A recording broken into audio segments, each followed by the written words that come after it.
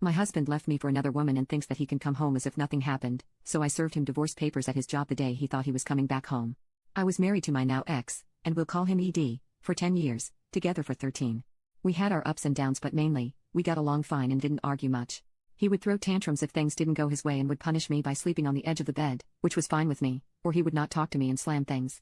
2 years into our marriage, things went wrong when he got into substances. It was horrible. One night, I finally had enough and was on the phone with my mother-in-law, telling her I was sent back to Florida when the sheriff's department knocked on my door. Someone had found my husband unconscious, severely beaten, in a ditch a block from our house. I raced to the hospital and didn't recognize him when I saw him. He was so swollen and bruised. Now, my husband was a man who could fight and was strong. Come to find out, it took 3 men to do this. They thought they could rob him since it was payday, but he had been home and purposely left his wallet at home. I sat with him 24/7 while he was in the neuro/trauma ICU. I slept on a couch in his room, prayed over him, bathed him, and took care of him even after he came home. This saved his life. He got clean and returned to work full-time, always putting me and my grandson before his needs. I have a daughter in my first marriage. He went to work and came home. That's it. 4 years later, I finished my education and became an ordained priest and have been the pastor at my church ever since. At first he didn't mind, but then he would say things like, "I didn't sign up for this," even though I never pushed church on him. I knew he believed in God and he prayed daily. I would invite him to Christmas and Easter service, and he also came when I was ordained, and my grandson, who calls him Grandpa, was baptized. For several years, things were good. Then, suddenly, he began coming home from work, showering, changing clothes, and leaving. At first, he said it was to watch whatever sports were played on TV because we didn't have live TV. Then he told me he'd be back whenever he got back. Then, things went back to how they were. We laughed a lot, we joked around, and I began getting the usual kiss goodbye before he left for work. One night, he did his laundry, and I talked to him while he was folding it. He never wanted me to do his laundry, so that wasn't new.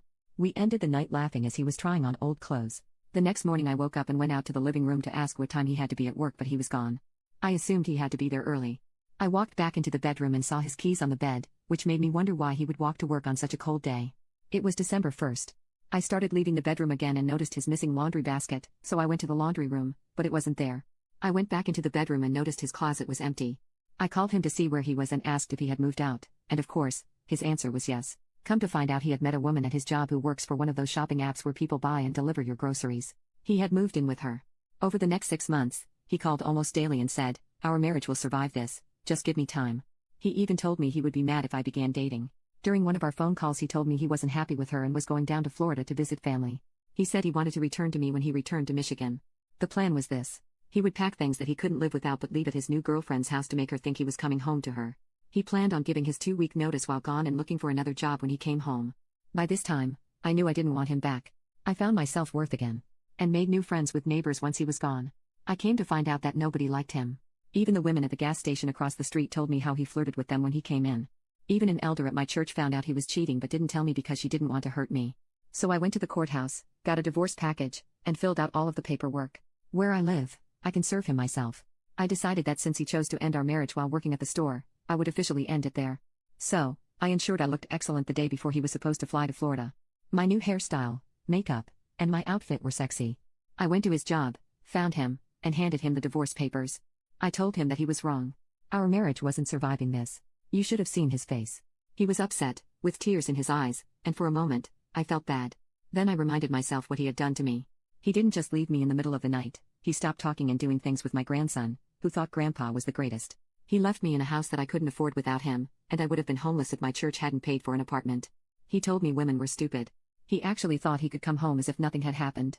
That was one thing he said on the phone because I never mentioned the past. Last week, 6 months after our divorce was final, my car was repossessed. When we were together, he got 2 loans, and I agreed to use my SUV as collateral because I never pictured my life without him. He stopped paying on his loans, so they took my car. I wasn't notified because they sent him the letters. They wanted me to pay off his loans to get it back. I burst out laughing and said that will never happen.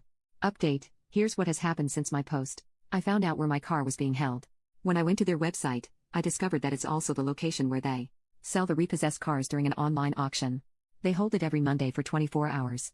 I called and asked if I could have my belongings out of it, and they said yes. They had my things in a bag, including my license plate when I arrived. I registered online, and this past Monday, I began bidding on my car. I ended up buying my car for $2,700. When I showed up to get my car, the people laughed and said I was not the first to do this. I put my plate back on and came home. The bank can still come after me for the balance, but I don't care if it hits my credit report.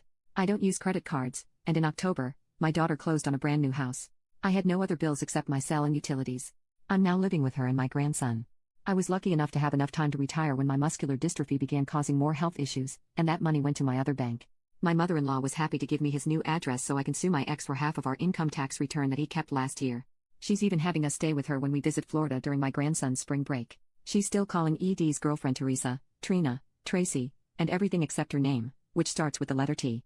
I love this woman.